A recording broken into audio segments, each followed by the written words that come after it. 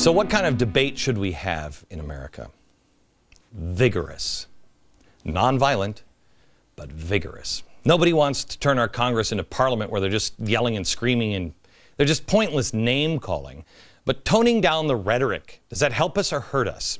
There's a reason, and I don't know if you even know this, that you can literally say anything on the floor of Congress and not get charged with anything. Why? They can say anything and not go to jail. Why? Because our founders knew vigorous debate. You have to feel free to say anything because that leads to debate, which leads to answers. Today, politicians are afraid. Oh, they are afraid. I know this for the one reason that I don't know anything really about politicians anymore. I don't know what they all stand for. I don't know if they'll say one thing, but I don't know if that's the truth. I don't even know a lot of their ideology. They'll tell us anything without telling us anything. We should be encouraging the free flow of speech, stupid speech, ugly speech, elitist speech, so we can have a conversation. Yes, people will continue to say stupid things, but the answer is never to shut them up. More speech, not less. You cannot shield people from every possible negative comment. You cannot do it, and you shouldn't do it, or you will end up in a pen. The answer is to grow up. I mean, anybody's mother say sticks and stones can break your bones, but words will never hurt me? We used to put up with a lot more. Contrary to popular belief, I was on the Today Show this week, and I think all of them on the set were like, who? What? Talking about the founders. It wasn't civil back then. It was very much the opposite. If you called somebody and said, you offended me, back then, you would end up in a duel, most likely. You probably remember that in 1804, our sitting vice president, Aaron Burr, actually killed Alexander Hamilton in a duel. He was our vice president. I don't know, that was there's violence. Burr was upset at Hamilton's journalistic defamation of his character. They were anything but civil back then. Many times, they published news articles using a fake name or synonym to get their jabs in. Here are some of the jabs. These were in news articles. Remember, they didn't have the internet. Bloggers. John Adams. I was going to say they didn't have Media Matters and George Soros, but they may have had George Soros. I'm not sure. John Adams was ripped. See, now that was unkind, wasn't it? Yes. Was ripped as a repulsive pendant, a hideous hermaphroditical character, mentally deranged, blind, bald, crippled, and toothless. But today's rhetoric is so out of control. Do you know that Sarah Palin said community organizing was not sufficient prerequisites to have the office of the President of the United States? Yeah. Here's another attack on Alexander Hamilton. I love this. He was a self-created monster. He was an adulterer. He was haunted by whores, and he haunted them in return. These are all quotes. He was a monster of monsters.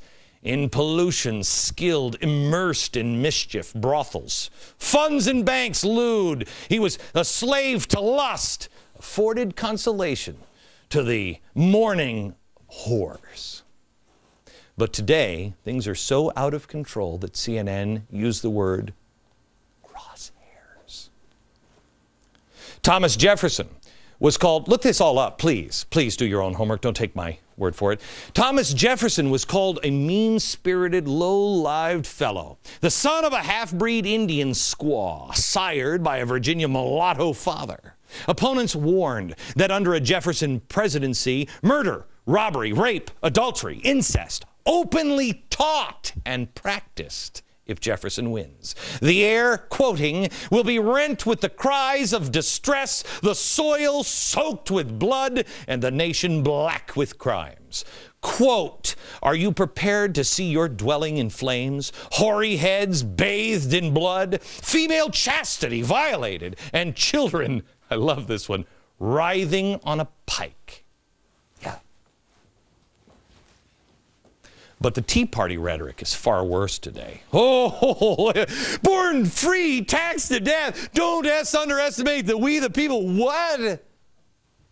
Wait until you hear the laughable attacks on Abraham Lincoln and so much more next.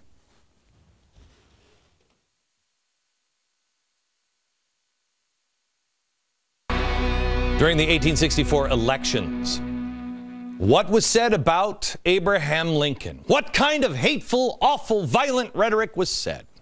George McClellan said that Abraham Lincoln was a filthy storyteller, a despot, a liar, a thief, a braggart, a buffoon, a monster, ignoramus, scoundrel, perjurer, swindler, a tyrant. But today the GOP calls the president's health care policy a job killer.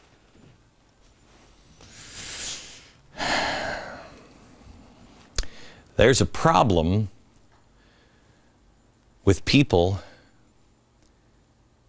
and speech. There's not enough of it. Restricting speech leads where? To dumber people. Think about this. Think of this if you're a rancher, you're an elite. Why would you want to dumb people down? You're being dumbed down. Our kids are being dumbed down in the schools. How much history have you not learned? If your beliefs are like a muscle, and the more you develop those beliefs, the more resistance, the more they're challenged, the more you work on them, the stronger they become.